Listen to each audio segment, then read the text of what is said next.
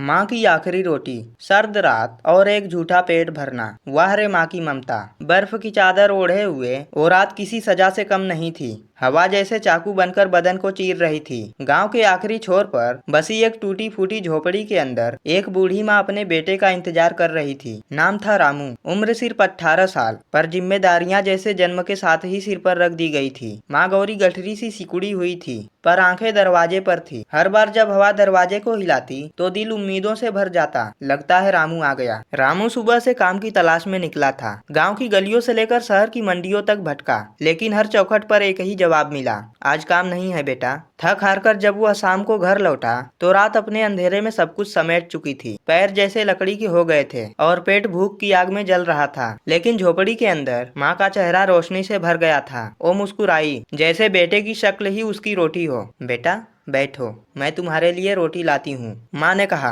रामू चौंक गया। वो जानता था कि सुबह जब वो निकला था तो घर में एक मुट्ठी आटा भी नहीं बचा था। माँ रोटी? उसने धीमे से पूछा। गौरी ने बिना जवाब दिए अपने पुराने डिब्बे से एक रोटी निकालकर उसके सामने रख दी। रोटी थोड़ी सख्त थी, शायद 2 दिन पुरानी, लेकिन उस वक्त वो रोटी रामू के लिए सोने के टुकड़े से कम नहीं थी। माँ तुमने खाया? रामू की आंखें माँ की आंखों में झांकने लगी। गौरी ने हंसते हुए कहा, अरे मैं तो दिन में खा चुकी थी, तू चिंता मत कर। रामू भूखा था, लेकिन माँ के चेहरे पर एक अजीब थकान थी, जैसे हड्डियां भी अब जवाब देने लगी हों। लेकिन बेटे के सामने कमजोरी दिखाना मना था, क्योंकि माँ थी वो। रोटी खाते हुए रामू की आंखें झपकने लगी, लेकिन इसके पीछे दिन भर की थकान और ठंड का असर था। वो झोपड़ी के एक कोने में लेट गया। बाहर जैसे बर्फ गिरनी शुरू हो चुकी थी। पूरा गाँव नींद में डूबा था, पर माँ की आंखों में नींद कहाँ। गौरी चूल्हे के पास बैठी अपने ही पेट को हल्के हल्के सहला रही थी। उसे कई दिनों से पेट भर खाना नहीं मिला था, और आज भी उसने रामू की भूख के आगे अपनी भूख कुर्बान कर दी।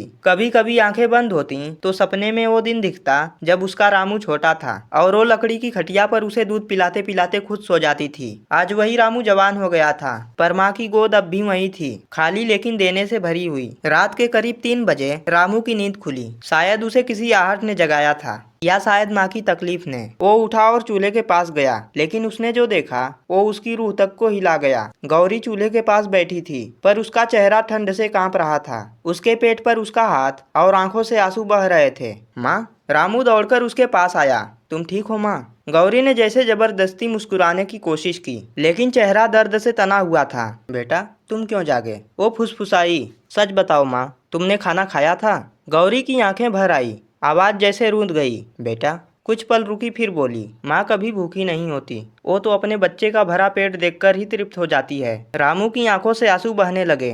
क्यों किया माँ ऐसा? मैं भूखा रह लेता, लेकिन तुम्हें तकलीफ में नहीं देख सकता। गौरी ने कांपते हाथों से उसके चेहरे को छुआ, जैसे बस आखिरी बार छूना चाहती हो। तू मेरा सपना है बेटा, तुझे भूखा नहीं देख सकती। उसकी आवाज अब बहुत धीमी हो चुकी थी, जैसे सांसें फिसल रही हों। रामू ने माँ को अपनी गोद में ले लिया। सर्द रात में चूल्हे की बुझी राख के पास एक माँ अपने बेटे की बाहों में तड़प रही थी, और एक बेटा अपनी दुनिया को हाथों से निकलते हुए देख रहा था। लेकिन क्या रामू अपनी माँ को बचा पाएगा, या फिर उसके परिवार की आखिरी निशानी भी मिट जाएगी? कहानी में इसके बाद इनके साथ क्या हुआ, उसे जानने के लिए कमेंट बॉक्स में लिखें भाग 2।